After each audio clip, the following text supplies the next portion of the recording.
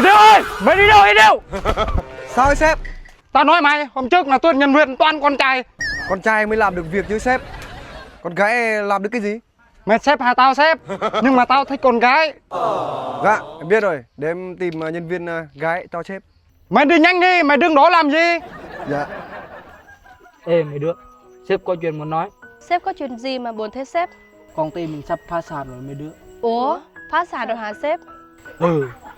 3 tháng lương tao còn chưa trả cho bọn mày. Thôi bọn mày thông cảm cho tao nha. Bọn mày ra xếp lễ, hiện tại xếp lễ đang giàu lắm đó. Bọn mày qua đây làm tạm thời đi. Khi nào công ty của tao phát triển của tao tuyển tụi mày về được không? Ê mấy đứa, tao thấy tập đoàn xếp lấy giàu lắm á. Hay là mình qua đó làm đi. Thôi mấy đứa qua bên đó làm đi. Tao thấy tập đoàn bên đó cũng tốt đó. Khi nào xếp giàu rồi xếp kêu lại mấy đứa nha. Hiệu mà mình lại chèo. Ủa mấy đứa, kia là công ty của sếp Lé hả mấy đứa? Đúng rồi. Tụi bay ở đâu mà chưa về đây hả? Ở đây có phải là công ty sếp Lé không ạ? Lé đâu mà lé? Ở đây không có lé đâu. Chẳng mà đây ba. Hàm bắt gì ạ? Chẳng mà là bắt đây kia nó đó. Hàm thấy biết được ạ? Đó, tụi bay biết ông nói gì không? Ở đây không có xin việc gì hết á. Bọn em đi nhầm thôi. Má gặp phải công ty gì vậy trời? Đi tìm công ty sếp Lé thôi. Chẳng mà là kia mới lọ. Chẳng mà là mình lọ nó mày ạ. Chẳng mà là ạ. Má, nói cái gì mà em hiểu hết trời. Bây giờ kiếm đâu ra mấy đứa con gái đây? Nghe nói công ty sếp ở đây mà sao không thấy trời? Mấy em đi đâu thế? Mà em đi xin việc làm.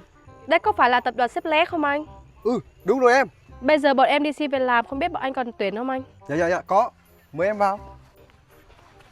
Không biết thằng Điều nó đi kim cái được chưa nhỉ? Thằng này mà không kim được nhân viên cái thì mình bị sa thải nó luôn. Cái thằng con que này. Sếp, em kiếm được mấy bạn gái rồi. Đâu, có thấy đâu mà. Đây này sếp. Đây này. Mày làm như tao bị lé. Em biết rồi sếp. Kêu mấy đứa ra đây. Ra đây đi mấy đứa.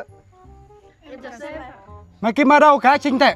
Điều ơi, mày qua lấy cho áo sếp đi. Ở đâu sếp? Trong nhà này nè. Đây sếp.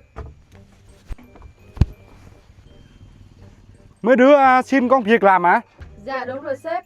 Mấy đứa đây có biết tiếng Anh không? Có. Thế có biết how are you không? Em biết sếp. How are you là bạn có khỏe không? Sai rồi. How are you là chào buổi sáng. What's your name? I love you. Ok.